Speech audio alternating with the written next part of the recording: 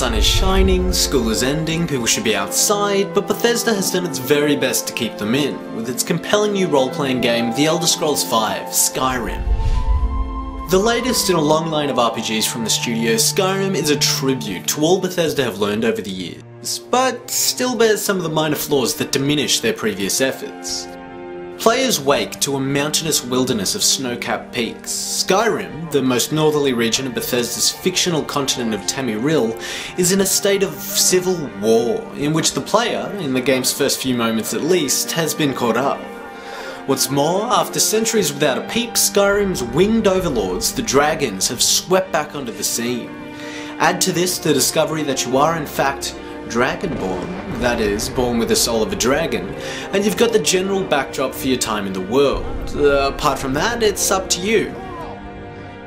Initial character customization has been simplified to the point that, at first glance, might be mistaken for a dumbing down. You choose one of 10 playable races, each with their own special abilities and aptitudes. High elves, for instance, are good at magic, have an ability that replenishes mana, but sissies in close combat. Orcs, on the other hand, are great warriors, but are less naturally talented at casting spells.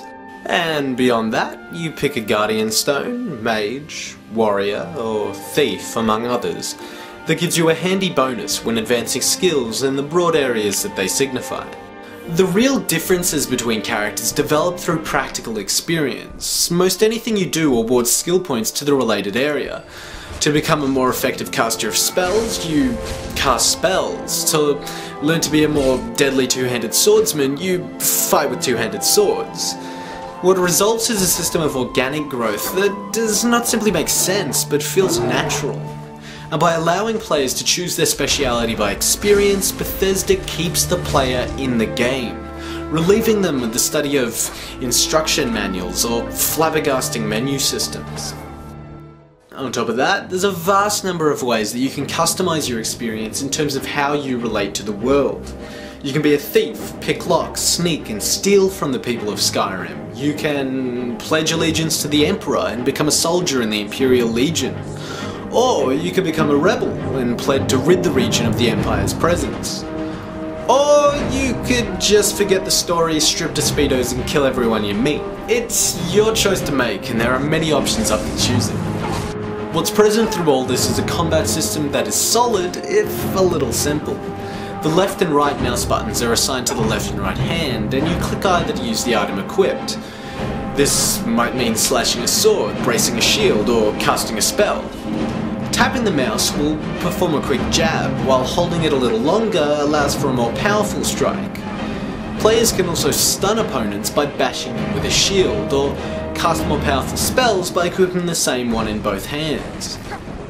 Shouts, unlocked with the discovery of dragon words and the gathering of dragon souls, add another little bit of variety to the mix.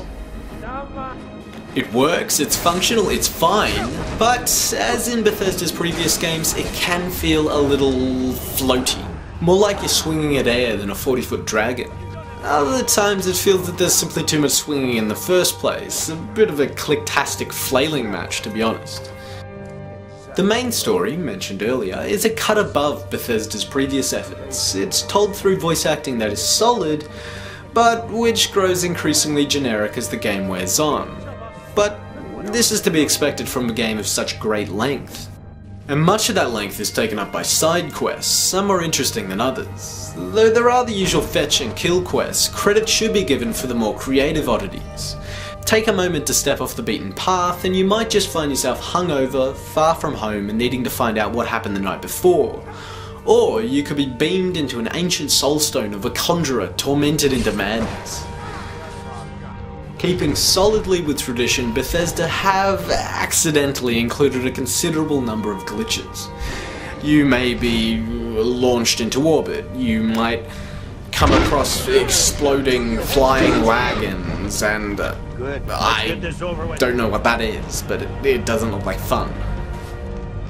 Most are not game breaking, and the studio is hastily patching all they come across. Anyway, the verdict. Out of 5? 5. Skyrim is not just a good or great role-playing game, it's one of the best of the genre, certainly among the best of this generation, and probably the best of the year. Bethesda has made a world that lives and breathes, that invites you to look in every crevice and rewards you for leaving no stone unturned. It may have a few rough edges, and the combat might feel less than Street Fighter at times, but don't take these as excuses to deprive yourself.